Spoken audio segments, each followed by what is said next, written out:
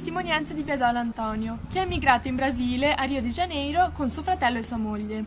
In Italia costruivano case, ma per mancanza di lavoro si sono trasferiti in America. Sono partiti nel 1913, prima con il traghetto e poi con il treno, e si sono fermati lì 4-5 anni. Dopo aver guadagnato a sufficienza sono tornati in Italia e anche per nostalgia. Il tuo bacio è come un rock che ti morde con suo swing, è assai facile un knockout e ti fulmina sul ring, fa l'effetto di uno show e perciò canto così. Oh oh oh oh oh oh oh, il tuo bacio è come un rock. Io porto la testimonianza di una mia prozia, si chiama Gianna Alboini, ha 25 anni, è andata ad Ilford nel 1958 per imparare meglio l'inglese. È andata come domestica in una famiglia e per i primi 4 anni non ha potuto cambiare lavoro perché c'era questo permesso che gli aveva dato l'agenzia. Dopo di che finiti i 4 anni ha trovato lavoro in ospedale, l'ha conosciuto tramite una sua amica e suo marito e sono rimasti lì anche adesso. Lei ha 81 anni e non è mai più tornata in Italia.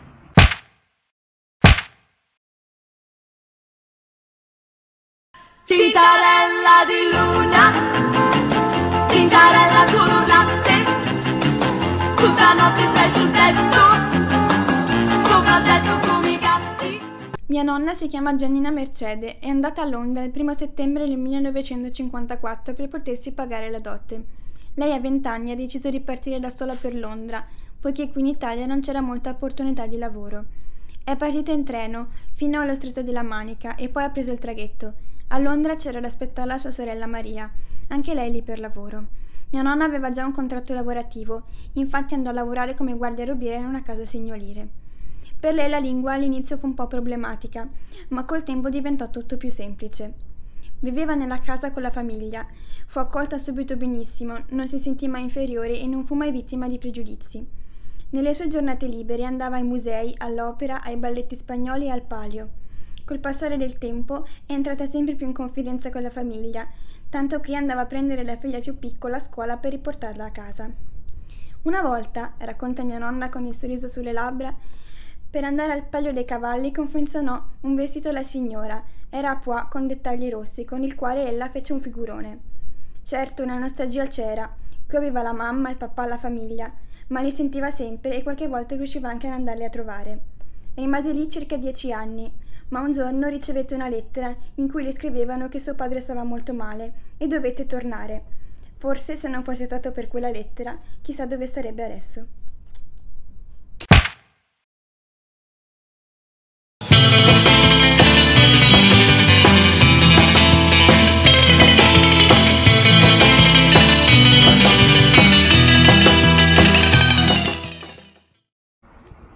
Alberto è andato in Spagna, appunto come ho detto prima, per lavoro e tuttora lavora in un dipartimento di finanza specializzato nel settore delle telecomunicazioni. Il problema della lingua non si è fatto presente nel campo del lavoro perché la lingua madre appunto era l'inglese, quindi lui l'inglese lo conosceva e è riuscito appunto a lavorare tranquillamente. Lo spagnolo si è fatto più importante durante i rapporti sociali, all'inizio non lo conosceva, quindi ha avuto all'inizio delle difficoltà, ma poi si sono sistemate perché è riuscito a impararlo. Ciò che gli manca di più dell'Italia è ovviamente gli affetti in generale, i paesaggi, la cucina e soprattutto ovviamente la famiglia e gli amici. Infatti ogni volta che torna per un qualsiasi motivo gli risulta sempre molto difficile ripartire, ma comunque mi ha spiegato che lui non lo vede ancora prossimo un futuro in Italia e per adesso la sua casa la sente comunque in Spagna. Poi gli ho chiesto appunto cosa preferisce tra l'Italia e la Spagna, dove si è trovato meglio, e mi ha appunto raccontato che la cosa che gli fa più male è vedere sua madre star male ogni volta che lui parte e vorrebbe in un certo senso restare, ma comunque non può per il suo lavoro e soprattutto perché cambiando aria, dato che è partito per staccare dall'Italia, sembrerebbe quasi un paradosso che ora lui voglia tornare. Quindi mi ha spiegato che lui si trova meglio dal punto di vista lavorativo e di vita mondana in Spagna, mentre in Italia tutto ciò che lo trattiene è semplicemente la famiglia.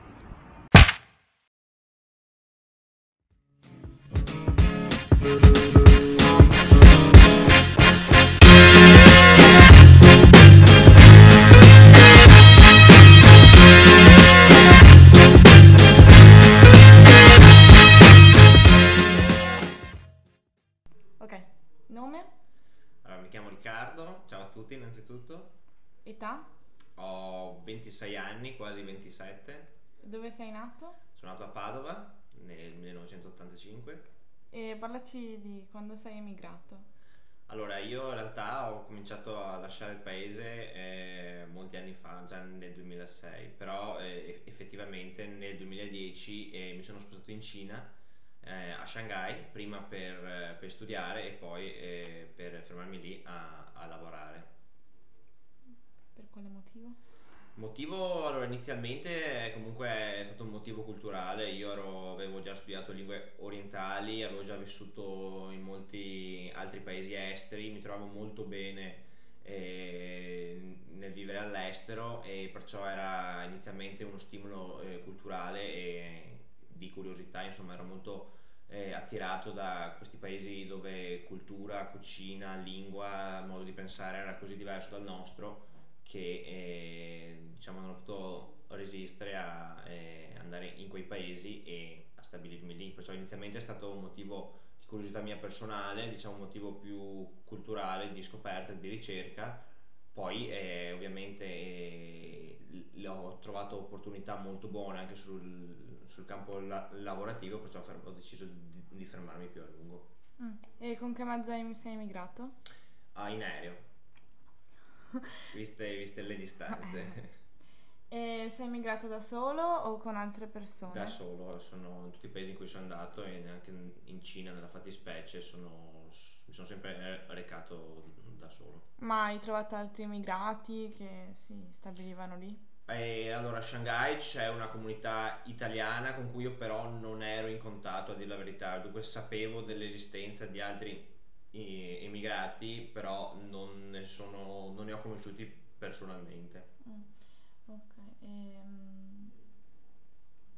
E conoscevi qualcuno del luogo in cui sei emigrato? Allora, quando sono arrivato non conoscevo nessuno, sono arrivato, ho cercato alloggio, diciamo, e piano piano mi sono arrangiato di tutto, appunto non avevo contatti, non avevo niente, ho costruito, diciamo, la mia vita quotidiana giorno per giorno e poi ovviamente pian piano ho conosciuto gente, insomma. E come sei stato accolto? Cioè hai avuto problemi di integrazione? Beh, inizialmente non è stato facilissimo, in realtà non sono stato accolto male, il problema maggiore era un problema di tipo comunicativo, in quanto io non parlavo una parola di cinese, non avendolo mai studiato, e sono arrivato lì e l'ambiente in cui mi trovavo non era per niente anglofono, io parlo inglese, loro no, perciò c'erano molti problemi di comunicazione all'inizio. Dopo un po' io comunque ho cominciato a studiare cinese, dopo un po', man mano che il mio cinese migliorava, questi problemi di comunicazione, diciamo, sono andati risolvendosi in modo abbastanza facile, diciamo. E hai avuto problemi per quanto riguarda la sistemazione? Sistemazione no, inizialmente mi sono appoggiato all'università in cui studiavo, poi ho trovato una sistemazione personale mia anche dopo, cominciando a lavorare, qualcosa che fosse più comodo, diciamo, al luogo in cui lavoravo. Per quanto riguarda il lavoro, che lavoro hai trovato? Lavoravo per un'azienda che importava vino, diciamo import-export, un'azienda di Hong Kong che importava vino dai maggiori paesi produttori, Stati Uniti, Cile, Italia, Francia, Argentina, Australia e Nuova Zelanda. Li importava nel mercato di Hong Kong e della Cina, in particolare Shanghai, e appunto li rivendeva. Ok.